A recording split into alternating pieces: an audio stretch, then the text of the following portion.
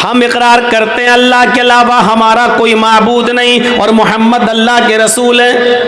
हम इकरार करते हैं कि 5 वक्त की नमाज पढ़ेंगे, हम इकरार करते हैं कि ज़कात देंगे, हम इकरार करते हैं रमज़ान के पूरे महीने के रोज़े रखेंगे, हम इकरार करते हैं कि हम हज करेंगे। सिर्फ इकरार करते हैं लेकिन करते कुछ नहीं है। क्या क़यामत के दिन हम अल्लाह ताला के सामने खड़े होकर ये कह सकते हैं कि अल्लाह तू मुझे जन्नत दे, तूने वादा किया था कि जिसने ला इलाहा इल्लल्लाह पढ़ा हम उसको जन्नत देंगे। अय अल्लाह तू, तेरा वादा था, तूने इकरार किया था। अल्लाह कहेगा मेरे बंदे मैंने कहा था, तुमने भी तो वादा किया था अल्लाह के अलावा कोई माबूद नहीं और मोहम्मद सल्लल्लाहु अलैहि वसल्लम अल्लाह के बंदे और रसूल है। यानी तुमने इस बात का इकरार किया था कि 5 वक्त की नमाज पढ़ना चाहिए, रोजा रखना चाहिए, हज करना चाहिए, ज़कात देना चाहिए। मेरे बंदे तूने अपने वादे को पूरा नहीं किया, तो तूने जो इकरार किया था उस इकरार पर तू पूरा का पूरा कायम नहीं रहा, तो मैं अपने वादे पर क्यों कायम रहूं? नहीं, अल्लाह तूने वादा किया था कि हम जन्नत देंगे, दे। क्या आप कह सकते हैं जब एक मामूली मजदूर को आप सिर्फ वादे और इकरार पर मजदूरी नहीं दे सकते जब तक कि वो अमल ना करे, जब तक कि वो आपके घर मजदूरी ना करे, आपकी दीवार खड़ी ना करे, जब आप बगैर मेहनत और काम के जब आप उसको मजदूरी नहीं दे सकते हैं, तो अल्लाह रब्बुल आलमीन सिर्फ इकरार और वादे के मुताबिक बगैर अमल के हमें और आपको जन्नत दे देगा। ये कैसे हम उम्मीदें लगाए बैठे हैं, कैसे हमें ये ऐसी उम्मीदों से हम वाबस्ता हो गए हैं। हमें सोचना चाहिए ईमान इकरार का नाम है और अमले साले उसी इकरार के वादे का नाम है। इस इकरार के मुताबिक तुम वादे पर पूरा पूरा अमल करोगे तो फिर तुम्हें मजदूरी मिलेगी, वरना हमें मजदूरी नहीं मिलेगी। ईमान हमारी बुनियाद है। अब भाई उठना बैठना बंद कर दीजिए, जिसको जहां जगह मिले बैठ जाइए। ईमान हमारी बुनियाद है और एक बात सुन लीजिए, बुनियाद जितनी मजबूत होती है इमारत उतनी ही मजबूत होती है। बुनियाद जितनी गहरी होती है इमारत भी उतनी मजबूत उस पर बनती है।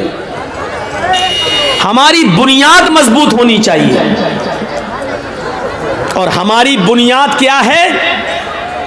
ईमान।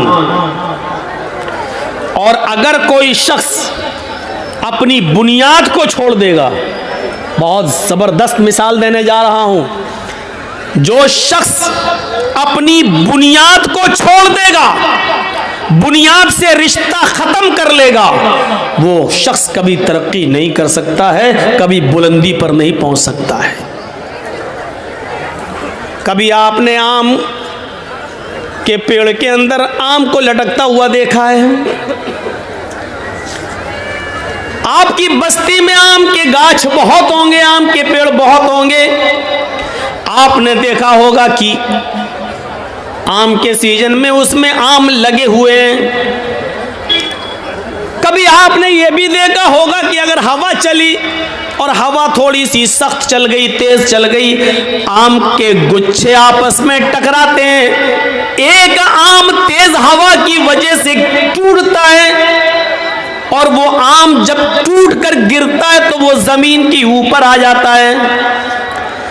आपने कभी गौर किया कि जब आम टूटता है तो वो कहाँ गिरता है? अगर मैं सवाल करूं तो आप इसका जवाब ये देंगे कि आम जब पेड़ से टूटता है तो वो जमीन के ऊपर गिरता है। मैं आपसे पूछना चाहता हूं, आम जब टूटता है तो जमीन के ऊपर क्यों गिरता है? वो आसमान की तरफ क्यों नहीं जाता है? या आसमान उसको अपनी ऊपर क्यों नहीं खींचता है? हवा उसको लेकर भी तोड़ सकती थी, लेकिन हवा ने उसको जमीन पर ही क्यों पटका है? हवा उसको लेकर आसमान की तरफ क्यों नहीं गई?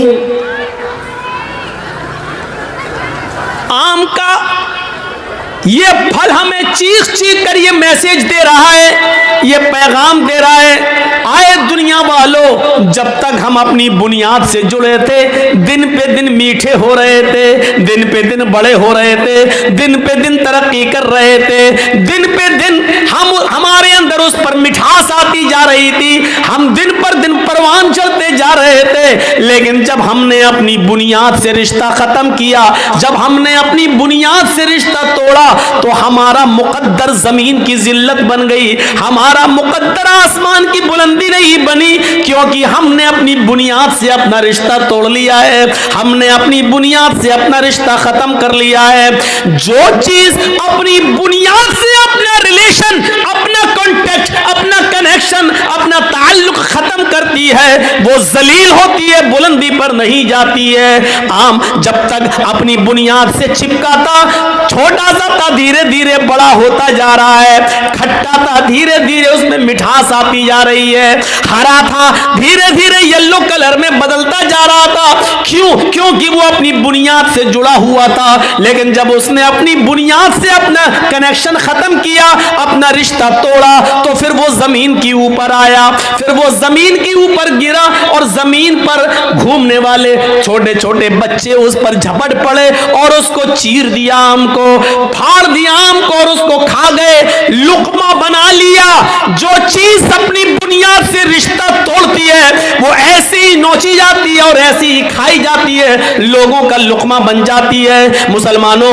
नौजवानों, तुम्हारी बुनियाद है ईमान। जब तक ईमान से अपना रिश्ता मजबूत रखोगे, तरक्की करोगे, बुलंदी पर जाओगे, और जब ईमान से अपना रिश्ता खत्म करोगे, तो दुनिया तुम्हें अपना लुकमा बना लेगी, दुनिया तुम्हें अपने अंदर समो लेगी, और तुम दुनिया की उंगलियों के इशारों पे चलोगे।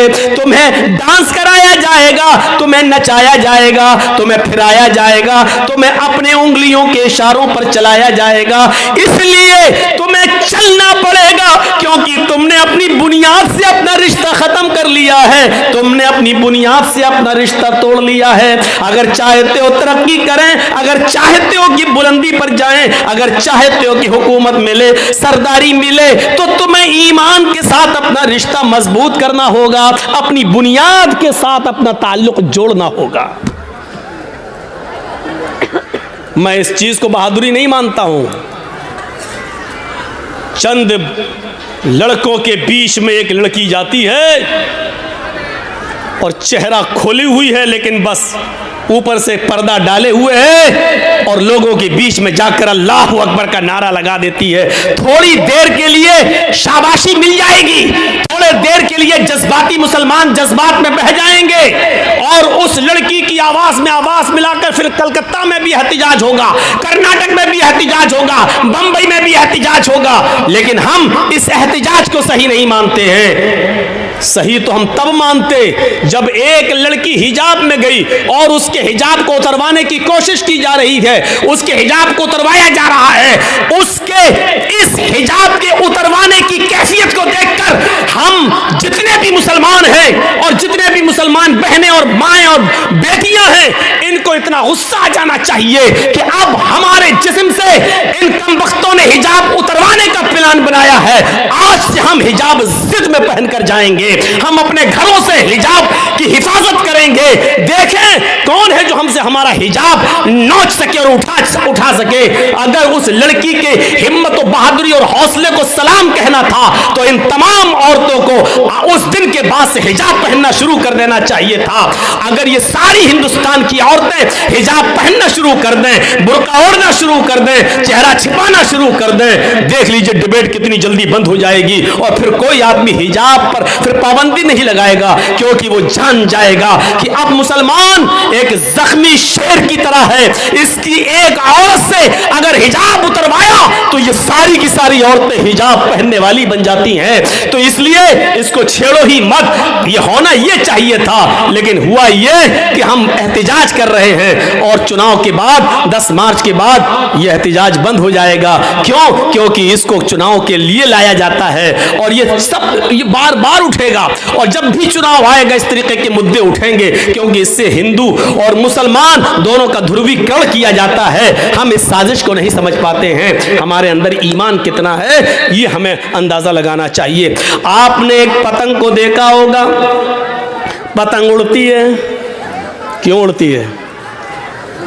हमने उस पतंग को उड़ाया, आगे बढ़ी, हमने ढील दी, वो और आगे बढ़ी, हमने और ढील दी, हल्का सा इशारा किया, फिर ढील दी, वो और आगे बढ़ी।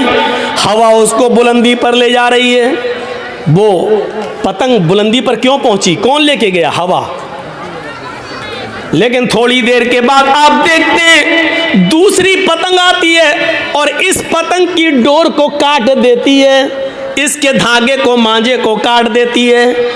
मैं कहता हूं हवा तो वही है जो अभी उस पतंग को ऊपर लेके जा रही थी, लेकिन जब उस पतंग की डोर कटती है तो फिर हवा उस पतंग को ऊपर लेकर क्यों नहीं जाती? अभी पतंग ऊपर लेकर जा रही थी, लेकिन अभी हवा उस पतंग को ऊपर लेके जा रही थी, लेकिन जब पतंग की डोर कटती है तो फिर वो हवा उस पतंग को ऊपर नहीं ले जाती है, बल्कि उसको जमीन पर आना पड़ता है। वही पतंग जो अभी ऊपर उड़ रही थी अब डोर से रिश्ता तोड़ती है, तो वो हिचकोले खाते हुए, जंपिंग करते हुए, कूला मंडियां खाते हुए वो जमीन पर गिरती है। और जमीन पर भी फिर वही हाल होता है। छिछोरे लड़के, अनपढ़ लड़के मोहल्ले के अंदर जिनको स्कूलों कॉलेजों में जाने की फुर्सत ना हो, ऐसे छिछोरे लड़के उस पतंग के ऊपर टूट पड़ते हैं और उसकी छीना झपटी करके उसके टुकड़े टुकड़े कर देते हैं। ये पतंग जो आसमान की बुलंदी को छू रही थी, इसलिए क्योंकि वो अपनी बुनियाद से जुड़ी हुई थी,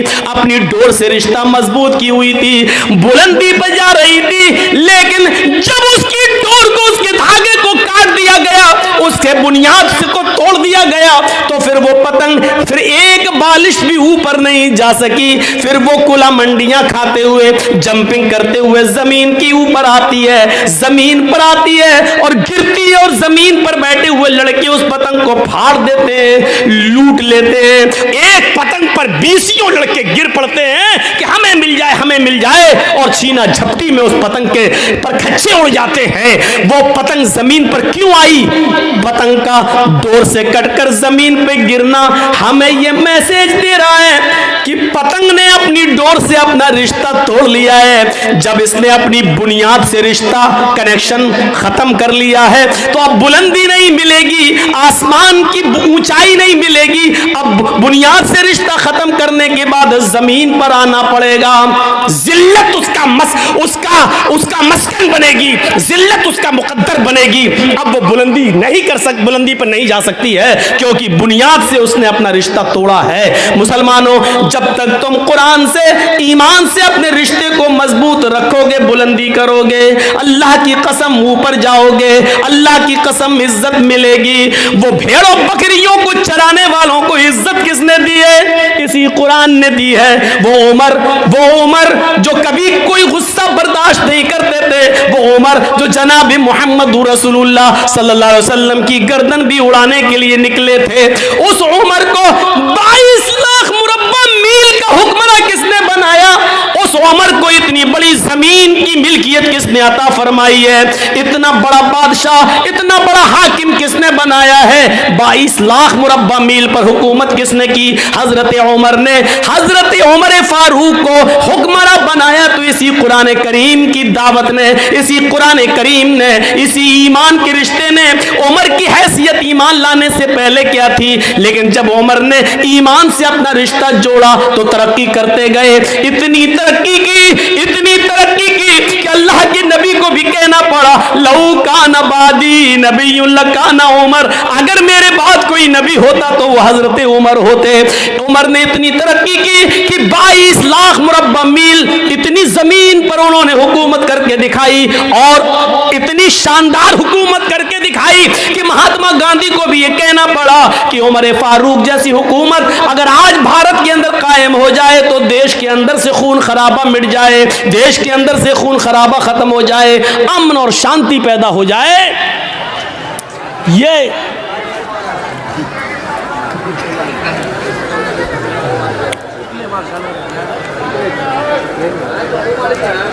ये हमारे ईमान का हाल है। छोड़ दी, कोई बात नहीं, छोड़ दी।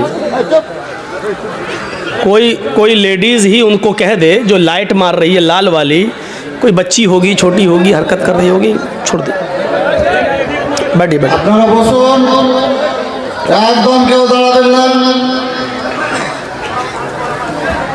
तो मेरी बात आपने अच्छी तरीके से समझ ली है। ईमान से जितना रिश्ता हमारा मजबूत होगा उतना हम आगे बढ़ेंगे, तरक्की करेंगे। इन मिसालों से अब हम समझ गए हैं कि हम जलील क्यों हैं, हम रुस्वा क्यों हैं, बदनाम क्यों हैं। इसका जवाब देने की ज़रूरत नहीं, क्योंकि आपके पास इसका जवाब है, आप जानते हैं इसका जवाब, और जवाब देने में कोई हर्ज नहीं। इसकी वजह यह है कि हमारी बुनियाद कमज़ोर है, हमने अपनी बुनियाद से अपना रिश्ता मजबूत नहीं किया। एक और मिसाल देता हूँ। ईमान जिसके अंदर, यानी हमारी बुनियाद जिसके अंदर जितनी मजबूत होगी उसके अंदर उतना ही अल्लाह का डर होगा, और लोगों का डर उसके अंदर बिल्कुल नहीं होगा। जो जितना ज्यादा जिसके अंदर ईमान होगा वो उतना ही ज्यादा अल्लाह से डरेगा और लोगों से उतना ही ज्यादा बेखौफ होगा। कभी आपने देखा है, एक मिसाल पर गौर कीजिए, अभी थाने से एक पुलिस वाला आपके बस्ती में आ जाए, उसको मुखबिरी मिले कि फला जगह शराब वराब पी जाती है, और वो आ जाए, उसके हाथ में ना लाठी हो, ना डंडा हो, ना पिस्टल हो, ना बंदूक हो, लेकिन वर्दी में आया हो, और आप जानते हैं कि ये मेरे थाने का पुलिस है, तो आप ईमानदारी के साथ बताइए कि अकेला पुलिस वाला है, इसके बावजूद पूरा मोहल्ला, पूरा गांव उसके सामने ऐसे भीगी बिल्ली के तरह खड़ा रहेगा। साहब यहाँ सुना है कि शराब पी जाती? नहीं साहब, आपने गलत सुना है, समझ लो। अगर मुझे पता चला और कोई पकड़ा गया तो बहुत अच्छा नहीं होगा, कानूनी कार्रवाई की जाएगी। वो अकेला पुलिस वाला पूरे गांव पर, पूरे मोहल्ले पर धौंस और धमकी देता चला जाता है, जबकि उसके पास ना पिस्टल है, ना बंदूक है, ना राइफल है, ना लाठी है, ना डंडा है, लेकिन अकेला है, चीखता चला जा रहा है, चिल्लाता चला जा रहा है, और हम उसके सामने खड़े। जी जी जी, नहीं साहब, कोई बात होगी तो आपको जरूर इन्फॉर्म कर देंगे। अरे साहब, हम तो कानून का साथ देते हैं। अरे साहब, आप हाँ साहब साहब कहते चले जाएंगे। मैं पूछना चाहता हूं कि उस अकेले पुलिस वाले से पूरा गांव क्यों डरता है? या यूं कह लो कि पूरे गांव उस एक पुलिस वाले के सामने भीगी बिल्ली क्यों बना रहता है? मैं इसको यूं भी कह सकता हूं कि वो एक पुलिस वाला पूरे गांव वालों के सामने अपने आप को सबसे ताकतवर क्यों समझता है? क्या पूरे गांव के लोग उसके ऊपर टूट पड़ेंगे तो क्या वो सबका मुकाबला कर लेगा? नहीं कर पाएगा।